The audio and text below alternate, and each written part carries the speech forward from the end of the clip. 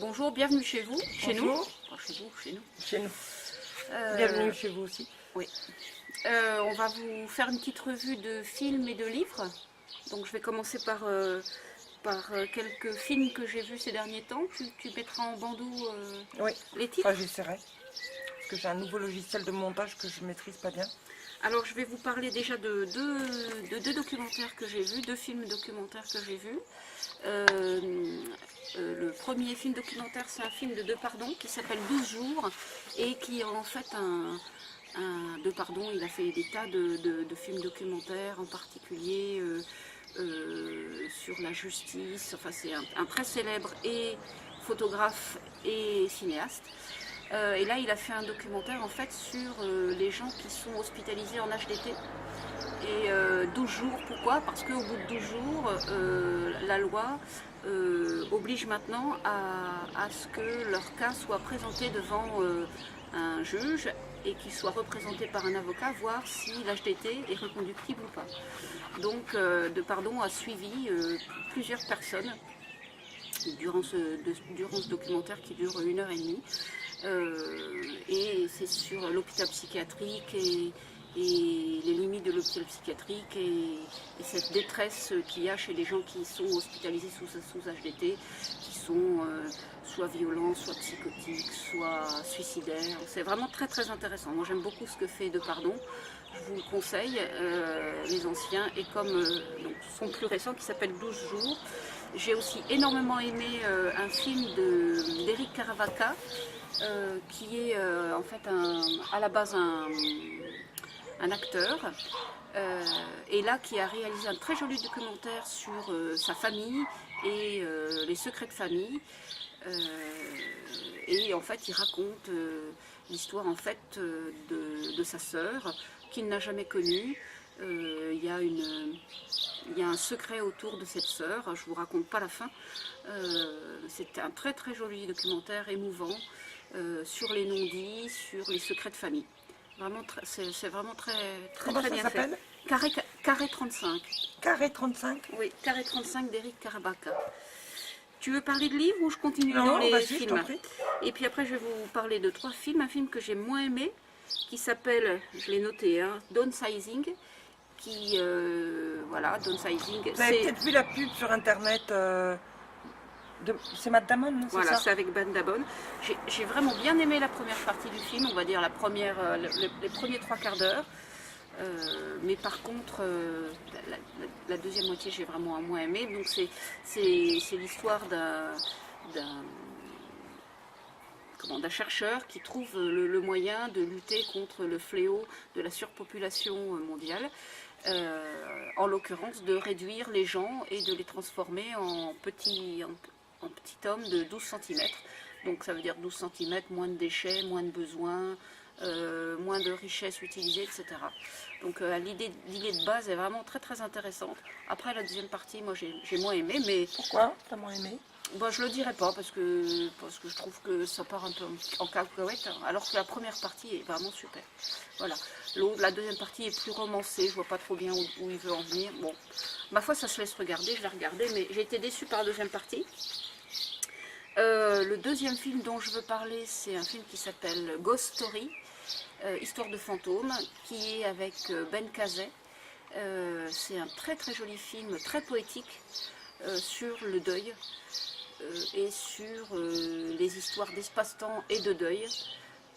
C'est l'histoire d'un homme qui meurt dans un accident de voiture et donc son âme va rester dans la maison là où il a habité.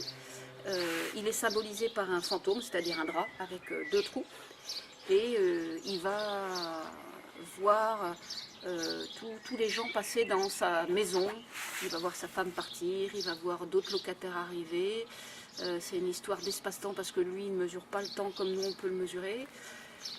C'est vraiment très très très très poétique comme film, un peu long mais très poétique.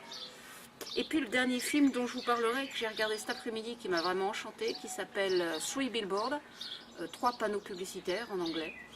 Et alors ça c'est vraiment un film génial, je ne connaissais pas mais j'ai été attirée par le fait qu'il avait eu plein de prix.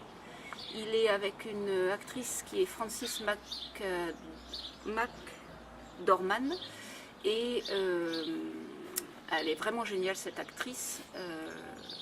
Et c'est l'histoire de cette femme qui va perdre sa fille qui a été violée et brûlée. Et elle voit que les gendarmes, au bout de quelques mois, ne font rien. Et donc elle va décider de louer 3 panneaux publicitaires. Et sur ces 3 panneaux publicitaires, elle interpelle le chef de la police de la petite ville. Et à partir de là, démarre toute une histoire. Et c'est vraiment une histoire fantastique. Qui se finit comme le film a commencé. Enfin, c'est vraiment plein de surprises. Et c'est vraiment très très bien fait. Ça mérite tous les prix qui ont été donnés. Je vous invite à le regarder. Voilà. Pour les films, je n'ai pas été trop lente. C'est bien. Tous les films avec un coup de cœur pour le dernier, Sous les billboards, et puis pour le documentaire Carré 35 de Caravaca, j'ai vraiment beaucoup aimé. Voilà. À toi. Ok, ben moi je vais vous présenter 2 bouquins en particulier que je suis en train de lire. De Hélène Renard, Petite méthode pour interpréter soi-même ses rêves. Alors, Avance bien, voilà. voilà que je vous montre, que je trouve bien fait. Donc j'en ai un certain nombre de livres sur les rêves. Il y a Toby Nathan en particulier qui en a fait un il y a 1 an. Mais celui-là, il est très simple parce que Toby Nathan n'est pas toujours très clair. Là, il y a des exemples de rêves. Et vous avez les clés d'interprétation, alors les grandes catégories de ce qu'on peut rêver.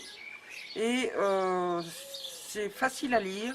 Par exemple, vous avez la maison, et dans la maison, vous avez le salon, la cuisine, le grenier, la cave, la salle à manger. Vous avez les dents et les cheveux, vous avez les animaux. Je rêve souvent dedans. Ah ben tu regarderas alors. Merde. Les images de la mort, le bébé, etc., le couple en question. Donc un petit livre qui coûte, je crois, 6 ou 7 euros. Si vous vous intéressez à la manière d'interpréter les rêves, c'est une bonne manière de commencer. Je le trouve vraiment très bien fait. Merci. Voilà. Je regarde les dents. Ah, elle regarde les dents. Bon, je vais continuer, je te le passerai tout à l'heure. Je te le passerai tout à l'heure. Je me suis intéressée à la méthode du docteur Pierre-Noël Delatte, qui a sorti un certain nombre de livres, dont ces 2-là. Alors, en fait, j'ai acheté celui-là en premier, et quand j'ai lu celui-là, j'ai acheté le deuxième, parce qu'il y a un DVD avec. Et qu'est-ce qu'il fait ce bon docteur? Alors, en fait, il fait la méthode qui s'appelle la PBA, c'est-à-dire la psycho-bio-acupressure, c'est-à-dire la manière de libérer les émotions grâce à des circuits où on va, un peu comme l'acupuncture, mais là c'est en pression, on va appuyer sur une série de points, en général c'est 5 points, c'est un circuit. Il explique bien qu'en fait les émotions, notamment la peur, l'anxiété, sont canalisées, enfin émises en termes d'hormones par l'amygdale. Qu'ensuite de ça... L'amygdale? Non, l'amygdale dans le cerveau. L'amygdale dans le cerveau. Et qu'ensuite, il y a un circuit qui va jusqu'à l'hippocampe, et c'est là le centre des apprentissages. Et ça court-circuite ce qu'on appelle le cortex préfrontal qui est devant, et vous pouvez plus réagir parce qu'en fait, c'est un circuit hormonal, et donc ça prend le dessus sur le raisonnement, et soit c'est des craintes, ou c'est des peurs, ou c'est des blocages qui sont récurrents et que vous n'arrivez pas à vous en débarrasser. Face à une situation, vous agissez toujours de la même manière. Et, ou soit c'est des craintes ou des peurs qui sont de temps en temps comme ça, qui reviennent de temps en temps. Et donc c'est un livre qui vous apprend en quelques circuits, il y en a 22. Alors ce livre-là, je l'aime bien parce qu'il y a un DVD. Ce livre-là, je l'aime bien parce qu'en fait, c'est des photos de femmes nues. De points. Avec des photos avec les points, ça c'est bien fait. Et après, ben, vous allez chercher dans le bouquin tout. Alors, il y a la partie théorique, elle est très succincte. Hein. Mais après, vous allez trouver l'incapacité d'être à l'écoute de soi-même, interdiction de ressentir ses émotions, impossibilité de lâcher prise, obstination, être trop gentil, etc. Voilà. Et là, c'est fait pour un psychothérapeute ou c'est fait pour les gens? Ah non, c'est une méthode que vous pouvez vous approprier facilement.